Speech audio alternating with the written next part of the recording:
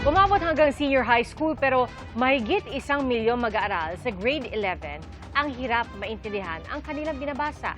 Yan po ang lumabas sa Senior High School Literacy Assessment ng Department of Education. Saksi, si Tina Panganiban Perez. Nakakalungkot pero hindi na nakakagulat sa marami ang mga batang hirap makabasa. Pero paano kung high school na? Nakakabasa pero hirap intindihin ang binabasa. Ganyan ang halos 1,300,000 grade 11 students sa buong bansa. Nasa senior high school na o para mga tito at tita, ka-level ito ng mga nasa first year college na noong wala pang K-12.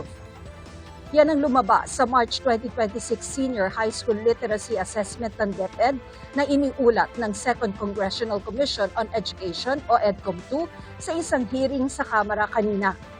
1.4 million grade 11 students ang inassess. 1.3 million ang hirap umintindi ng binabasa. Only 12% of learners in the 11th grade level are independent learners or learners or readers that are fully able to comprehend and understand as expected from their grade level what the outcomes or the information is supposed to be. Sa bilang na yan, halos 6 sa bawat 10 ang nasa frustration level o pinakamababang level o halos wala nang naiintindihan sa binabasa.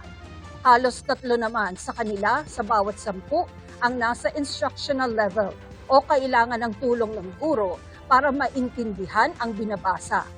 Sinisi ng isang party list group na mga guro ang sistemang tila nagbibigay insentibo kapag maraming pumapasa. Well, yan talaga ang nagpapakita nung kabuuang failure ng K-12 program. Systemic yung problema.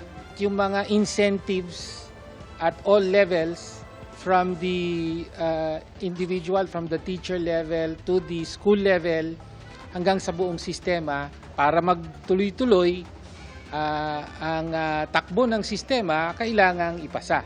Pero hindi lang mga grade 11 ang may problema.